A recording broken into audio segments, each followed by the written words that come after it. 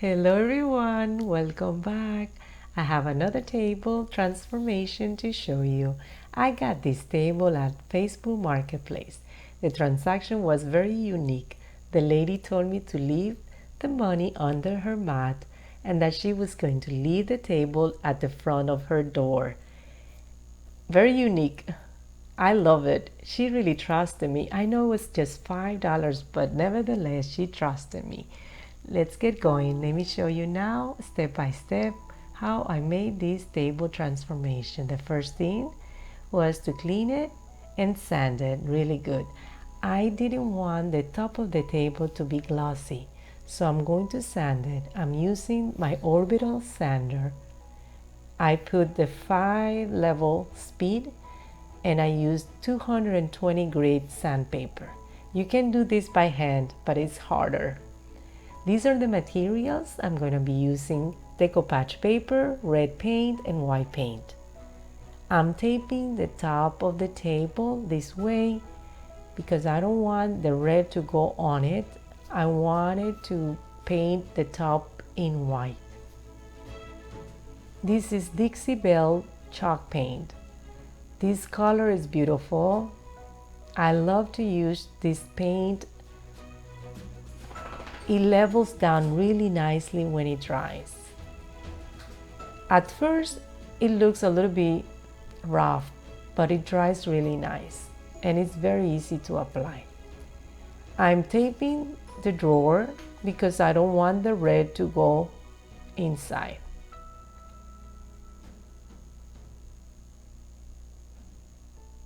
Now I'm putting away the brush in a Ziploc. You can use a plastic bag. I'm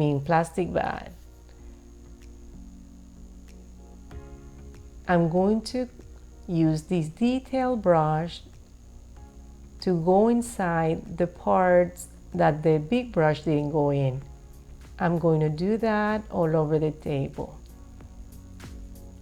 Now, using the same brush that I kept in the plastic bag, I'm applying a second coat of paint to the table. I waited about 2 hours in between coat of paint. Now, sometimes you need to wet the brush to make it go smoother. This paint is a little thick, so sometimes you will feel that it doesn't glide. So you add a little bit of water. Now I put it upside down to make sure that I covered the spots that I didn't cover. And I'm using the brush that I kept in the plastic bag. I'm wetting it a little bit and I'm applying a second coat of paint underneath the table as well.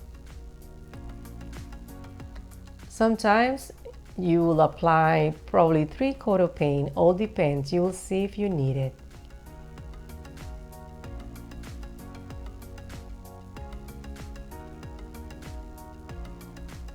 Now it's time to paint the top, and I'm protecting the red paint with this plastic and tape all around.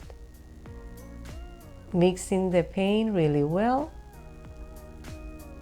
wetting the brush, applying my first coat of paint. I'm going to sand between coat of paint. I want the top of the table to be as smooth as possible because I'm adding the decoupage paper on top and I don't want any wrinkles on it. Or at least avoid the wrinkle. Sometimes it's very hard to avoid the wrinkles, but it's part of the process. Now, like I said, I want to get rid of the roughness, so I'm using my Orbital Sander 220 grit sandpaper. I'm using level 1 speed, very lightly. And as you can see, I connect my Orbital Sander with the vacuum to pick the dust and the paint particles. Now I'm applying the second coat of paint and I'm gonna let it dry.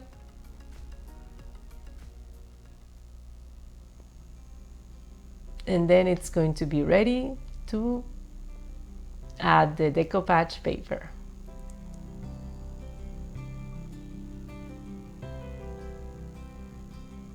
Now, sometimes things don't go the way you want.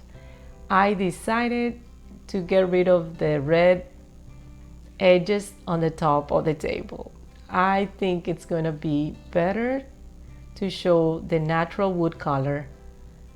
It's just my preference. I think it's gonna look better, but red will look okay as well. But I think the natural wood color, it's going to look better. Don't you think? I think it looks better.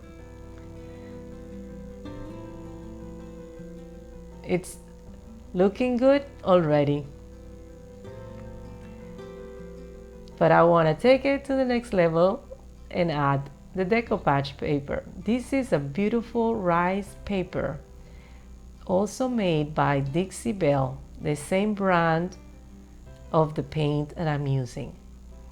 I'm trimming, I'm getting rid of the white edges on the paper using my scissors and my paper cutter.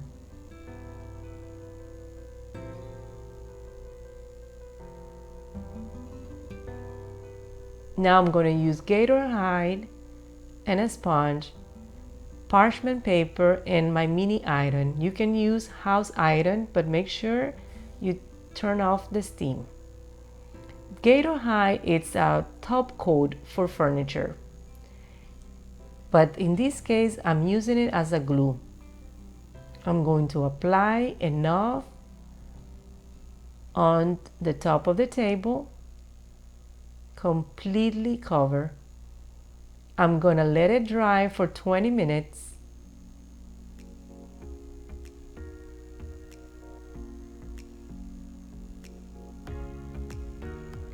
Or dry to the touch, that's the key.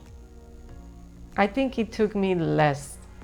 So as you can see, I already placed one ply of paper on the end of the table, and I'm applying the second one on the other end of the table. In this way, I can space them better, and then apply the third one in the middle and the fourth one on the other side. I'm aligning them using the ruler to make sure that they are straight. They don't need to be perfect, but they need to be uniform. I think the take of this video, it's a little bit blurry. I apologize for that. It's a little bit off focus.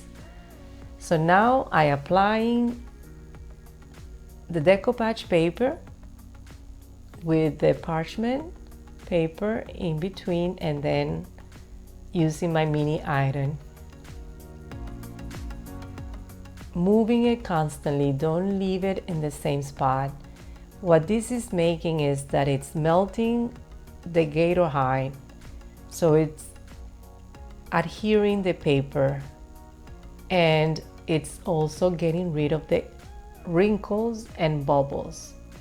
This method, I think, is great when you are decoupaging something on a flat surface.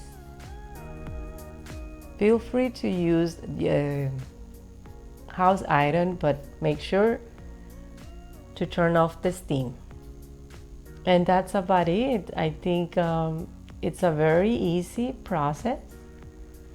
You just have to be careful, like I said, not to leave it too long in the same spot. Keep moving it. And I'm going to do that with the other two ply of papers in the middle of the table.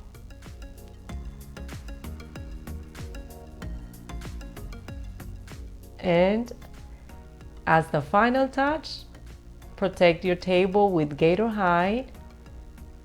I'm going to apply 2 coats of this Gator hide. I'm going to apply it on the top, and I'm going to apply it also on the skirt and legs of the table. To avoid the strokes to be visible, just do long strokes. from one edge of the table to the other edge, like this. I'm going to let it dry for 24 hours and apply a second coat of gator hide to the table. And that's it. I think it came out so beautiful, so colorful, so Mexican style. I love it. Don't you? I hope you enjoyed this tutorial. Please let me know if you have any question. Until next time, goodbye.